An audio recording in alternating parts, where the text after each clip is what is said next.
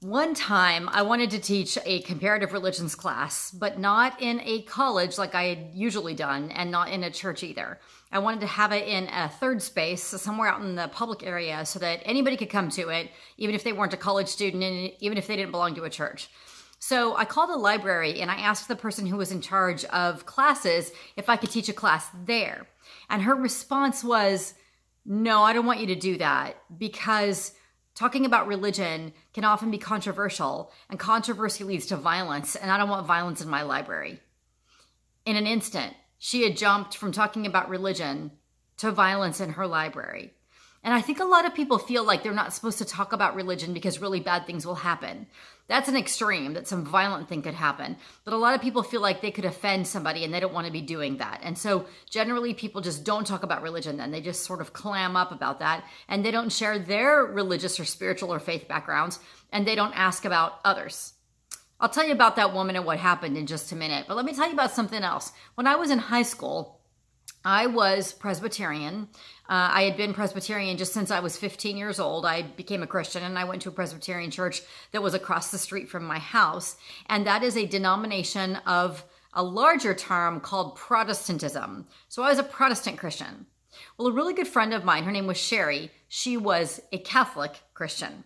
And Sherry and I were really good friends. But one day, I don't remember who said this first, but we both decided that we really had some questions we wanted to ask each other about our faith. And we were a little bit hesitant to do this, but we both said, yeah, it's fine, ask away. I said, do Catholics pray to Mary? By the way, they do not, but I didn't know this. So I said, do Catholics pray to Mary? Do Catholics worship the Pope?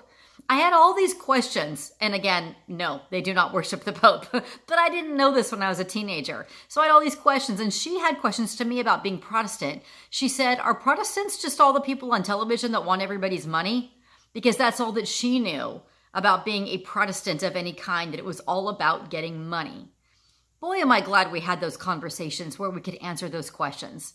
I said, no, we're not all about getting people's money. And she said, no, we don't worship the Pope or pray to Mary, but we wouldn't have known these things if we didn't talk about these things. Sherry and I are still friends to this day, and I'm really glad that we have a very open conversation about these kinds of things. Look, it's not going to offend people to talk about religion necessarily, but I have some things that might help. First of all, if you want to ask somebody about their religion, then begin by saying, do you mind if I ask you a couple of questions about your religion? Instead of just asking the questions, ask them if they would mind.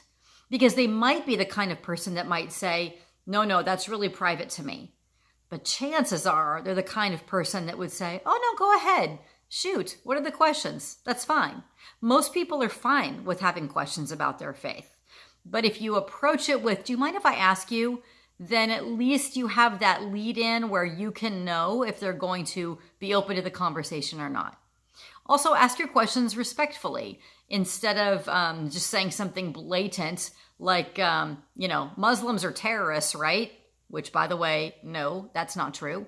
You might want to say, I've heard in the media some connection between Muslims and terrorism, and I just don't know anything about that, and so can you fill me in on that? Just try to say things in a more respectful way. But can you imagine how many people want to clear that up and would be happy to be asked that question in a respectful, kind, polite way? Also, it's important to be open to their answers. Instead of constantly arguing and questioning when they give you answers, just be open.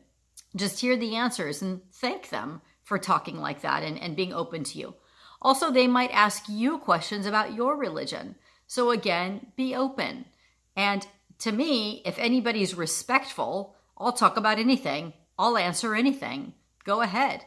I like talking about religion just like I might say to you, hey, that's a great skirt. Where'd you get it?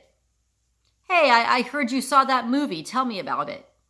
We don't all have to like the same thing, and we don't all have to be part of the same religion. We don't all wear the same clothes, go to the same movies, prefer the same books or restaurants. We can be different, and that's okay, but we can still respectfully ask about one another. I told this woman at the library that I did not think that it was dangerous to talk about religion. In fact, I told her that I've taught these classes for years and that I could handle any kinds of questions or subjects that came up. But I said, that's just not going to happen in a kind of a class like that. And I said, I believe it is much more dangerous to not talk about religion. It's much more dangerous to assume we know things, and we're wrong. An extreme example is what happened at the mosques in Christchurch, New Zealand. You see how dangerous things get when we think we know people, we think we know their background, we think we know their beliefs and their faith and their worth without talking to them about these things. Let's avoid danger and let's have these incredibly crucial, critical conversations. Just be respectful. Just be kind. Go into these conversations with literally anybody by saying, do you mind if I ask you a couple of questions? Almost always, people are grateful for the opportunity to explain who they really are. Thanks. Have a great day, and go make some peace in this world. Bye-bye.